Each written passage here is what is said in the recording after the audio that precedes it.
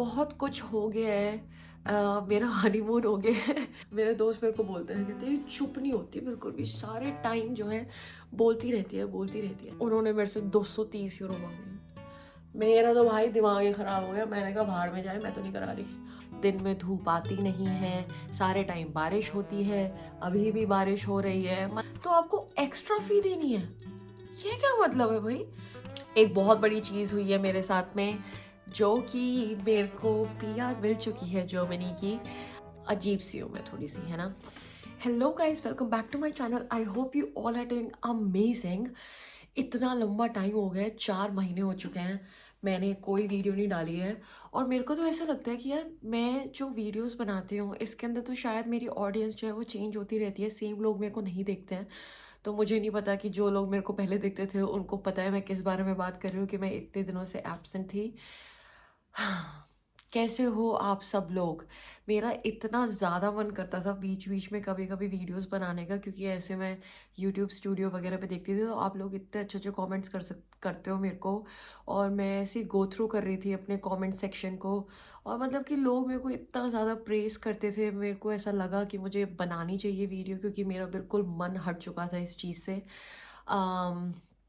Last time मैंने ये challenge लिया था कि मेरे को वीडियोस बनानी चाहिए, और फिर मैंने बनाना स्टार्ट भी किया था back to back. But again एक बहुत ही ज़्यादा गंदा कमेंट आ गया था, और उस टाइम पे मेरे साथ बहुत ज़्यादा कुछ गंदा हो भी रहा था, तो मैंने उसको इतना ज़्यादा पर्सनली ले लिया कि फिर मैं गायब हो गई। और फिर मैं बिज़ी हो गई अपनी लाइफ के अंदर। और एक एक होता ही है ना, जब आप इतना ज़्यादा लंबा ब्रेक ले लेते हो ना, तो आपको कम बैक करने के लिए उतना ही ज़्यादा टाइम चाहिए होता है। तो ये सेम चीज़ मेरे साथ में हुई थी। बहुत कुछ हो गया है। मेरा हनीमून हो गया है। 5 महीने बाद मैंने अपना हनीमून करा है। लक्ष्य यहाँ पे आया था 1 महीने के लिए। तो हम इटली और ग्रीस गए थे, मज़े आ गए। बट अब की बार पता नहीं क्या वेदर का क्या सिस्टम चल रहा है। जून आ चुकी है, पता ही है आप सब लोगों को। ऑफ कोर्स भाई माँ कैसी कैसी बातें करती है कभी कभी। तो आज 14 जून है। और यहाँ पे समर्स आने का नाम नहीं ले रही है। इतनी ज़्यादा ठंड, इतनी ज़्यादा बारिश। आप समर क्लोथ्स तो पहन ही नहीं पा रहे हो। अगर आप मतलब कि पफर जैकेट्स वगैरह तो नहीं पहन रहे हैं अभी हम यहाँ पे, लेकिन रेनी कोट चाहिए आपको, या फिर स्वेट शर्ट काइंड ऑफ चीज़ चाहिए, क्योंकि रात को बहुत ज़्यादा ठंड हो जाती है। दिन में धूप आती नहीं है, सारे टाइम बारिश होती है, अभी भी बारिश हो रही है। मतलब ये फिक्स्ड है, पता नहीं अब की बार क्या हो रहा है, कब आएंगी समर्स। एनीवेज मैं तो जा रही हूँ देखो इंडिया। मैं तो 15 दिन में मेरी फ़्लाइट है। अब की बार पहली बार ऐसे हो रहा है कि 5 साल के अंदर मैं गर्मियों के अंदर वहाँ पे जा रही हूँ। सब लोग मेरे को बोल भी रहे हैं कि यहाँ पे बहुत ज़्यादा गर्मी है, और मैं बिल्कुल भी गर्मी टॉलरेट नहीं कर सकती। ना ही मैं गर्मी टॉलरेट कर सकती हूँ, ना ही मैं ठंड टॉलरेट कर सकती हूँ, जिसकी वजह से मेरे को एसी भी सूट नहीं करता। अजीब सी हूँ मैं थोड़ी सी, है ना। अम या तो वहाँ पे, बट मैं बहुत ज़्यादा एक्साइटेड हूँ क्योंकि मेरे को मैंगो शेक बहुत अच्छा लगता है, और यहाँ पे मैंगोज जो है वो बहुत ज़्यादा एक्सपेंसिव मिलते हैं, तो मैं यहाँ पे नहीं पीती हूँ। तो I am really excited to go to India. या तो मैं इंडिया जा रही हूँ। पता नहीं वहाँ पे मेरे को टाइम मिलेगा नहीं मिलेगा वीडियोस बनाने का। शायद मिलेगा, क्योंकि पिछली बार तो मेरी शादी थी तो मेरे को टाइम नहीं मिला था। इस बार ही हो सकता है कि मेरे पास थोड़ा बहुत टाइम हो। तो मैं वीडियोस बनाना कंटिन्यू करूँगी। अम, एक बहुत बड़ी चीज़ हुई है मेरे साथ में, जो कि मेरे को पीआर मिल चुकी है जर्मनी की। तो बेसिकली मेरे को लास्ट मंथ जो है वो पीआर मिली है, और बहुत ही स्मूथ प्रोसेस था मेरा। मेरे को ये लगा लो, मैं अपनी अपॉइंटमेंट के लिए गई, तो अपॉइंटमेंट आपको तभी देते हैं वो जब आपके सारे डॉक्यूमेंट्स जो हैं वो सबमिट हो जाते हैं।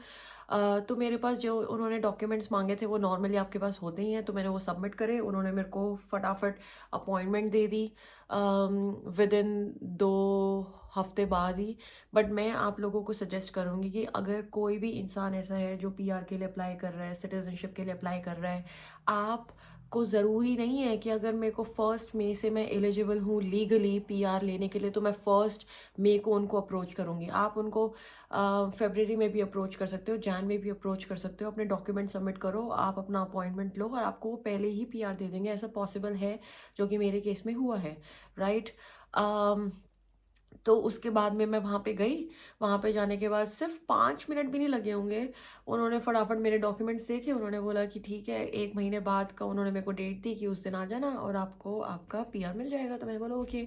और अगर आप कार्ड देखोगे तो उसमें भी कुछ ज़्यादा डिफरेंस नहीं है। जो आपका रेजिडेंस परमिट वाला जो कार्ड होता है, बिल्कुल एग्जैक्ट सेम वही होती है। पीआर का भी कार्ड सेम वही होता है, ब्लू कार्ड का भी वही होता है, बस ऊपर वो आपका जो स्टेटस है वो चेंज कर देते हैं।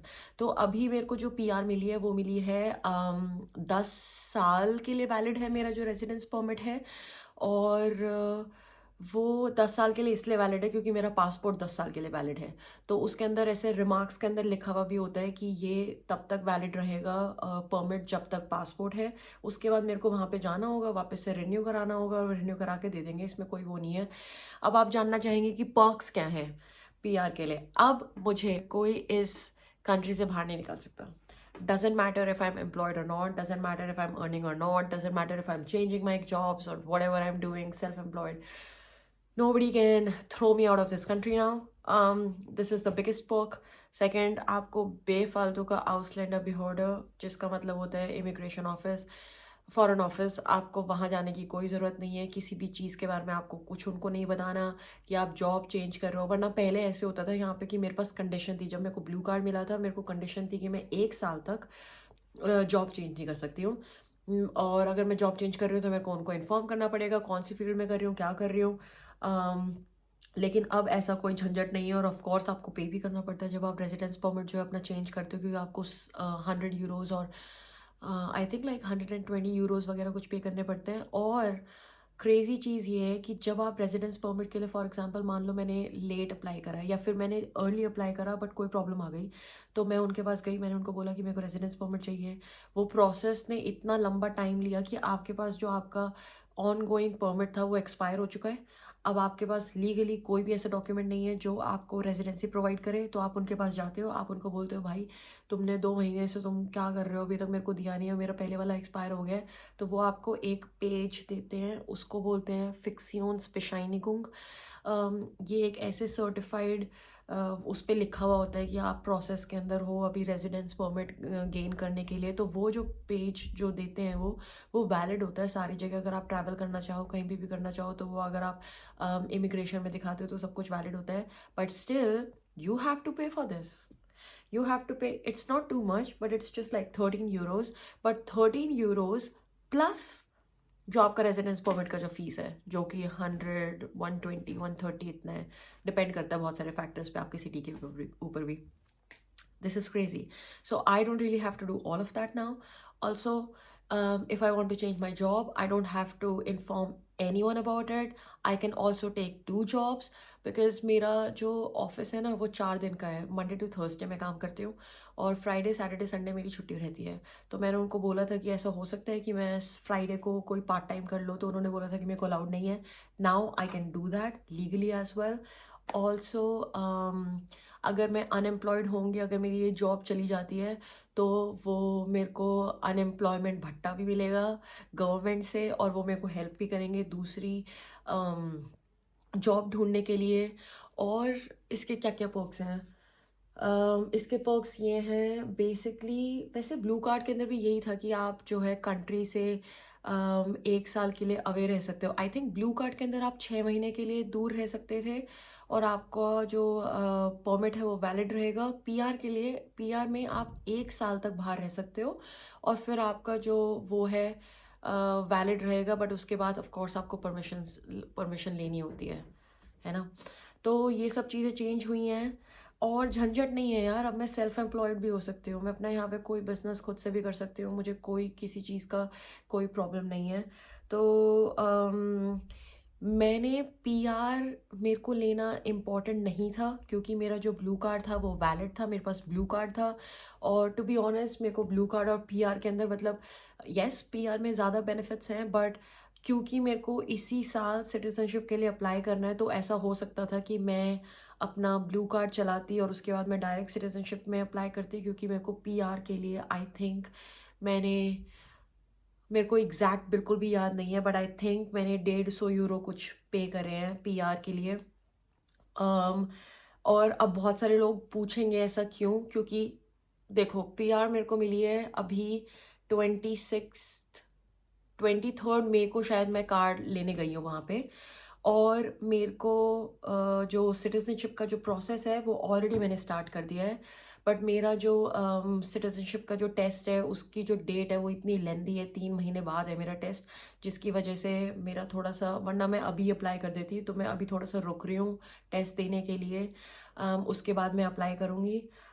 सो मैं अगस्त के अंदर अप्लाई करूँगी, जबकि मैं अक्टूबर के अंदर एलिजिबल हूँ लीगली अगर देखा जाए तो। फर्स्ट नवंबर से मैं एलिजिबल हूँ, बट मैं ऑलरेडी अगस्त के अंदर अप्लाई कर दूंगी सिटीजनशिप का।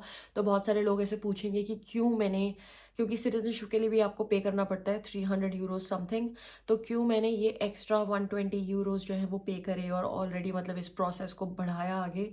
ये इसका रीज़न ये है क्योंकि मैंने कहीं पे पढ़ा था कि आपके लिए ना, जब आप कोई भी किसी भी तरीके का आप यहाँ पे डॉक्यूमेंट या फिर परमिट लेते हो, तो वो आपका बैकग्राउंड चेक करते हैं। तो अगर अभी मैंने पीआर लिया है तो इन्होंने मेरा प्रॉपर एक बैकग्राउंड चेक, जो भी इनका प्रोसेस होता है वो इन्होंने करा होगा। सिटीजनशिप लेने के लिए थोड़ा सा एक्सटेंसिव होता है जो ये प्रोसेस होता है, बट आई थिंक मैंने कहीं पे पढ़ा था कि जब आपके पास पीआर ऑलरेडी होती है, और क्योंकि मेरा ऑलरेडी मतलब इतने शॉर्ट पीरियड ऑफ टाइम, मतलब लेटेस्ट मेरे को अभी ये मिला है, तो मेरा जो प्रोसेस है वो थोड़ा सा फास्ट फॉरवर्ड हो सकता है, क्योंकि जो चीज़ें उनको चेक करनी होती है और वो ऑलरेडी उन्होंने मेरी पीआर के लिए कर ली है विद इन 6 मंथ्स, मतलब विद इन 6 मंथ्स अगर आपका ऑलरेडी एक चेक हुआ है तो it can also help you with different future documents as well. So this is what I thought, and that's why I applied for PR. मैं आपको inform करती रहूँगी कि मेरा सिटीजनशिप का जो प्रोसेस है वो कैसा जा रहा है। टू बी ऑनेस्ट, मैंने लिस्ट देखी है, जो डॉक्यूमेंट्स की जो लिस्ट है, it is not so bad, it's like okay. मतलब कि उसमें बहुत सारे ऐसे डॉक्यूमेंट्स नहीं है जो मैं ये बोल रही हूँ कि ये मैं कहाँ से करूँगी क्या नहीं करूँगी। बेसिकली मेरे को 1 दिन चाहिए और मैं 1 दिन के अंदर सारा जो है डॉक्यूमेंटेशन जो है वो मैं प्रॉपर कर सकती हूँ। मेन चीज़ यही होती है, ये जो सिटीजनशिप का जो टेस्ट मैंने आपको बताया है, तो बेसिकली ये जर्मन के अंदर होता है, और इसके अंदर आपके पास 33 क्वेश्चंस आते हैं, और 5 क्वेश्चंस आपके स्टेट से आते हैं, 33 क्वेश्चंस आपके पास जनरल आते हैं, और आपको पासिंग मार्क्स चाहिए होते हैं विच इज़ लाइक 50%। तो ये जर्मन के अंदर होता है। इसके अंदर पॉलिटिक्स के बारे में या फिर नॉर्मल जो जर्मनी से रिलेटेड क्वेश्चंस होते हैं, इनके वेबसाइट पे एक क्वेश्चनेयर है, इन्होंने वो अपलोड करा हुआ है, उसके अंदर 300 कुछ क्वेश्चंस हैं, उसी के अंदर से क्वेश्चंस आते हैं। तो अगर आप 300 क्वेश्चंस को प्रैक्टिस कर लेते हो तो it's not such a big deal, but the problem is I didn't know about it and I am so stupid because my friend applied for citizenship last year, so I should have asked her. But the problem was, when I applied, so basically when I was doing the documentation, I saw that I have to give this test, and then I was looking for some test centers in my city. But the problem is, so अगर आप online वो करते हो, booking करते हो slot की, तो यहाँ पे जो स्लॉट्स हैं वो बहुत ज़्यादा लिमिटेड हैं। 20 सीट्स हैं बस। एक टेस्ट होता है 1 मंथ में एक बार, और उसके लिए 20 सीट्स होती हैं, ठीक है। अब आप ऑनलाइन अगर आप बुक करो, तो मैंने जब बुक करने का कोशिश करा तो मेरे को लेटेस्ट जो था वो अगस्त के अंदर मिल रहा था, तो उसके अंदर उसका भी चार्ज होता है। उसके लिए आई थिंक आपको 30 यूरोज कुछ पे करने होते हैं टेस्ट के लिए, 30, 35, 40, आई डोंट रिमेम्बर। तो उसमें इतना वियर्ड था कि आपको वो बोल रहे थे कि अगर आप ऑनलाइन बुक करते हो ये स्लॉट, तो आपको एक्स्ट्रा फी देनी है। ये क्या मतलब है भाई, कि ऑनलाइन अगर आप बुक करोगे तो आप 15 यूरो एक्स्ट्रा दो, और लेकिन अगर आप वहाँ पे जाके बुक करोगे तो ये 15 यूरो आपको एक्स्ट्रा नहीं पे करने। और एक्स्ट्रा भी, और प्रॉब्लम ये नहीं है कि मैं, ऐसा नहीं है कि मैं वहाँ पे जा नहीं सकती, क्योंकि मेरी सिटी जो है वो बहुत ज़्यादा छोटी है, तो सेंटर जो है पास में ही है। बट मैं हूँ एक लेट लतीफ़ इंसान, मैं सारी जगह बहुत ज़्यादा लेट जाती हूँ। तो वो बोलते कि हम फर्स्ट मंडे को खुले हुए होते हैं, पूरे महीने के अंदर फर्स्ट मंडे को खुले हुए होते हैं 3 घंटे के लिए। तो मैंने कहा भाई यहाँ के जो लोग हैं बहुत ज़्यादा पंचुअल हैं, ऐसा बहुत मतलब बहुत बड़ी पॉसिबिलिटी है इस चीज़ की कि मेरे सामने लाइन में 20 लोग लगे हुए हों सेम टेस्ट के लिए, और उसके बाद मेरा टेस्ट भी नहीं होगा और मेरे को वेट करना पड़ेगा अनदर मंथ, और इतना मैं ज़्यादा अफोर्ड नहीं कर सकती। तो इसलिए मैंने ऑनलाइन बुक कर दिया। ऊपर से ऑनलाइन में ये और दिखा रहा है फ्यू सीट्स लेफ्ट। तो मैंने कहा कि छोड़ एक्स्ट्रा फी वगैरह, तो मैंने पे कर दिया। 50 यूरो मेरे वहाँ पे लगे। या मैं भूल गई मैं किस चीज़ के बारे में बात कर रही थी और मैंने ये चीज़ क्यों बताई है, बट हाँ, तो मैं बस यही चीज़ बता रही थी कि इसी की वजह से मेरे को टाइम लग रहा है सिटीजनशिप प्रोसेस के अंदर। वैसे जो है इट इज़ ओके।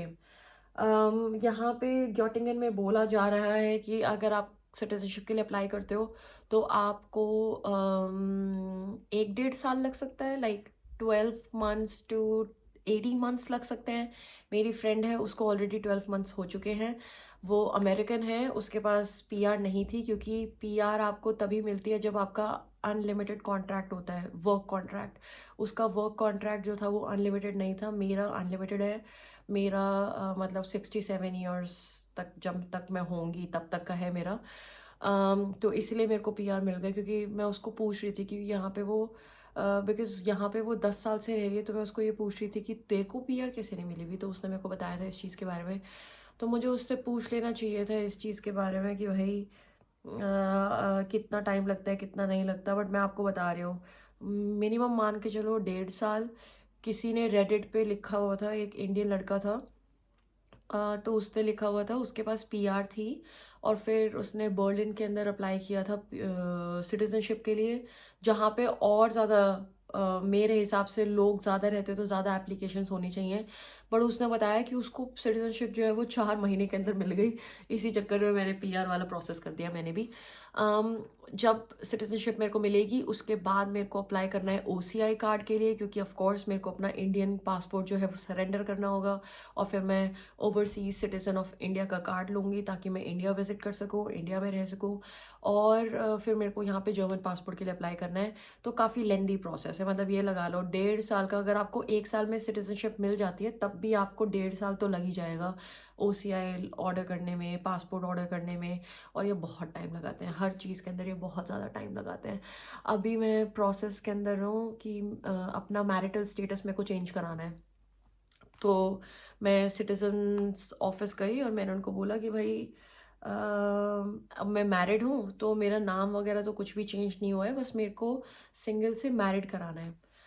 तो उन्होंने मेरे को डॉक्यूमेंट लिस्ट दी। तो मेरा हमारा पता नहीं, आप लोगों को पता ही नहीं पता है, बट इंडिया के अंदर जब आपका मैरिज सर्टिफिकेट जो है वो आपका डिजिटल ही आता है। तो फिर मैंने प्रिंट आउट लिया हुआ था, तो वो मेरे को बोलते कि where is your marriage certificate. तो मैंने बोला this is my marriage certificate. तो उन्होंने बोला where is the original one.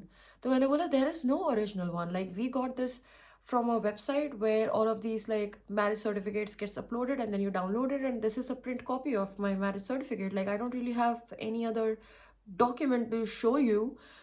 तो उनको तो ये चीज़ इतनी ज़्यादा अजीब लगी, उन्होंने अपने मैनेजर को बुलाया, वहाँ पे वो मीटिंग कर रहे हैं, वो उनके भी ऊपर वाले उस पे जा रहे हैं, बातें कर रहे हैं। 2 घंटे लगे मेरे को वहाँ पे, और 2 घंटे बाद उन्होंने मेरे को बोला कि ठीक है हम इस चीज़ को एक्सेप्ट करते हैं। जबकि मैंने उनको ये भी बोला था, मैंने कहा अभी अभी मेरा जर्मनी में ही इंडियन पासपोर्ट इशू हुआ है हैम्बर्ग में, आप देख सकते हो यहाँ पे मेरे स्पाउस का नाम है, और उन्होंने भी मेरा पूरा प्रॉपर बैकग्राउंड चेक करा था, तभी उन्होंने मेरा नाम लिखा है। तो आप इसको एज अ प्रूफ लेके इसको एज अ प्रूफ लेके आप मेरा जो स्टेटस है वो चेंज कर दो। तो उन्होंने बोला yes we will consider this. उसके बाद 2 घंटे बाद आते हैं, 2 घंटे बाद मेरे को बोलते कि आप सब कुछ सही है, लेकिन आपका जो मैरिज सर्टिफिकेट है ना, इसको आप जो वो नोटरी वाले लोग होते हैं यहाँ पे जर्मनी के अंदर, ग्योटिंगन के जो सर्टिफाइड नोटरी वाले लोग हैं, उनके पास जाके इसको ट्रांसलेट कराओ जर्मन में। तो मेरे को लगा कि नॉर्मल सी चीज़ है, मेरे को लगा कितने यूरो लगेंगे मेरे को। मैंने तो मैक्स, क्योंकि एक ही पेज था बस, उसके पीछे भी कुछ नहीं है, बस आगे वाला पेज है, मेरे को लगा मैक्स 10 यूरो।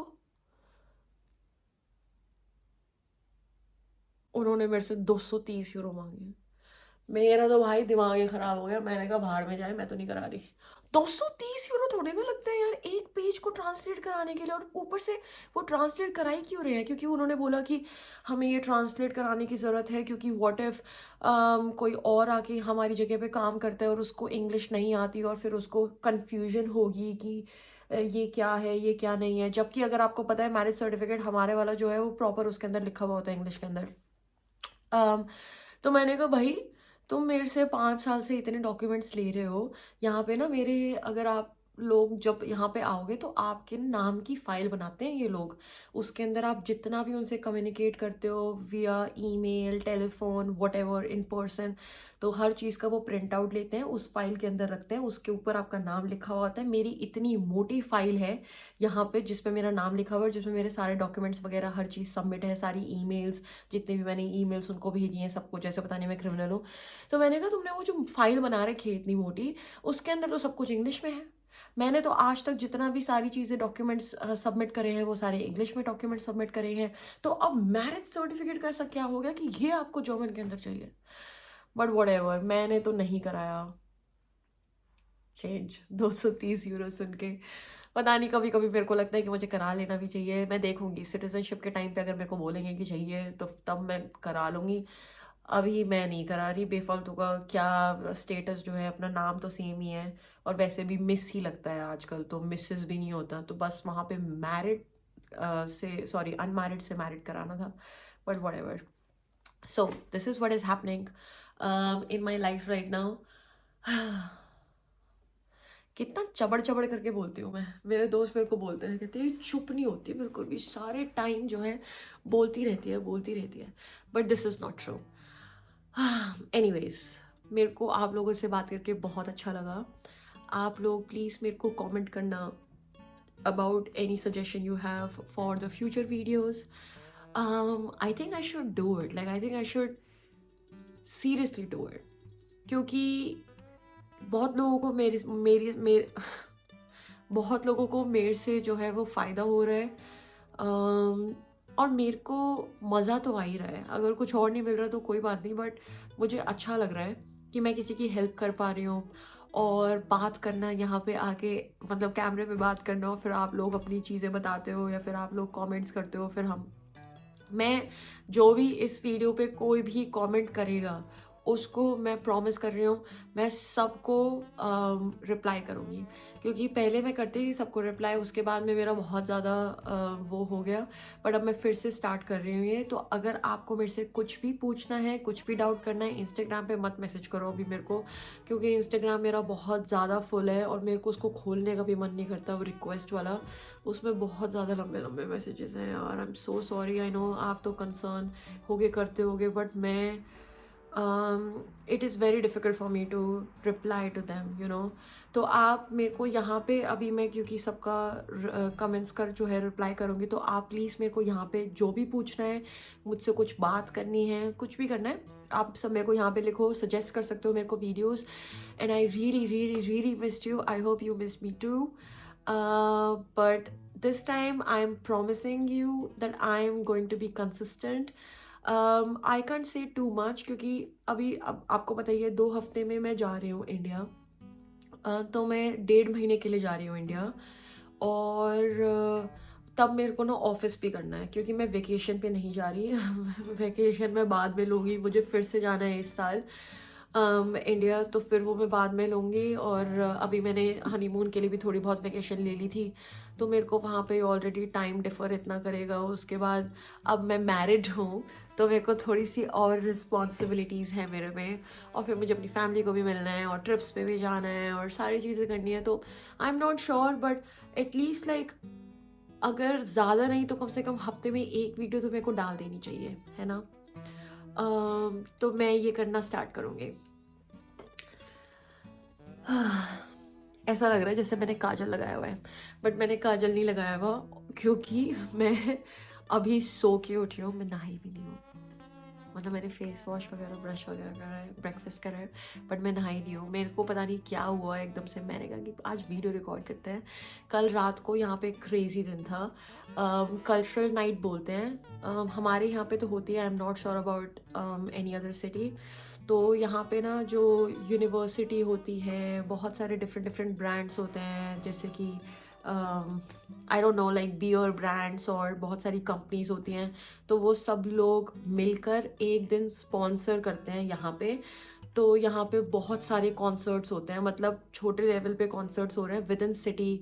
स्टॉल्स लगी हुई होती हैं पूरे सिटी के अंदर, ये लगा लो कम से कम 10 12 13 वो हो रहे थे, डिफरेंट डिफरेंट स्टेज लगे हुए थे, डिफरेंट डिफरेंट वाइब्स होती हैं वहाँ पे। और वहाँ पे मतलब कि ऑफ कोर्स आप ड्रिंक कर रहे हो और मतलब मज़े में डांस कर रहे हो, खाना खाने के स्टॉल्स होते हैं, तो ये सारी चीज़ें वो थी। तो कल मैं बहुत ज़्यादा टाइम तक बाहर थी, 8 घंटे तक। और तो इसीलिए कल मैंने मस्कारा लगाया हुआ था, और जब मैं मस्कारा हटाती हूँ तो ऐसा लगता है कि जैसे मैंने काजल लगाया हुआ है for another 2 3 days I would say.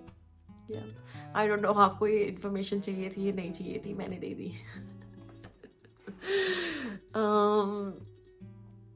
Okay so अब मैं जा रही हूँ, मेरी बकवास ख़त्म होती है, और मैं आपको मिलूंगी नेक्स्ट वीडियो के अंदर। प्लीज़ मेरे को कमेंट करना मत भूलना, और मेरी तारीफ़ करो थोड़ा थोड़ा, मेरे को ना ये बहुत ज़्यादा मोटिवेटिंग लगता है। बिलीव मी और नॉट, 2 दिन पहले किसी ने इतना लंबा मेरे को मैसेज लिखा हुआ है, और उन्होंने इतना अच्छा मैसेज लिखा हुआ है मेरे बारे में, भाई साहब इतना ज़्यादा उन्होंने मेरे को अप्रिशिएट किया हुआ है। That is one more reason why I am making this video. तो अगर आप जिसने मेरे को मैसेज करा था वो वाला, और आप मेरी वीडियो देख रहे हो, तो प्लीज़ आप मेरे को कमेंट में बताना कि आप वही हो, क्योंकि आपका इस चीज़ पे बहुत बड़ा योगदान है कि आज मैं वीडियो बना रही हूँ। तो अगर आप मेरे को मोटिवेटिंग चीज़ें लिखोगे तो उससे मेरे को हेल्प मिलती है, उससे मैं आपको यहाँ पे आके चीज़ें बताऊंगी, है ना। आज का मेरे को नहीं पता आपको यूज़फुल लगी नहीं लगी वीडियो, इवन तो मैंने आपको पीआर के बारे में एक तरीके से इनडायरेक्टली पर्क्स वगैरह बता दिया, और उस चीज़ के बारे में, प्रोसेस के बारे में बता दिया है। अगर आप चाहते हो मैं proper step by step process भी बता सकती हूँ आपको। आई एम नॉट श्योर कि मैंने इस चीज़ के बारे में वीडियो ऑलरेडी बनाई है नहीं बनाई है, आप एक बार चेक कर लेना मेरे पेज पे शायद मैंने बनाई थी, I guess, I don't know, I don't remember, but whatever this is, like I am going to see you in the next vlog video, not vlog, video. And I hope आप अपना ख्याल रखें, मैं भी अपना ख्याल रखूँगी, गर्मी से बचें और खुश रहें। Bye bye.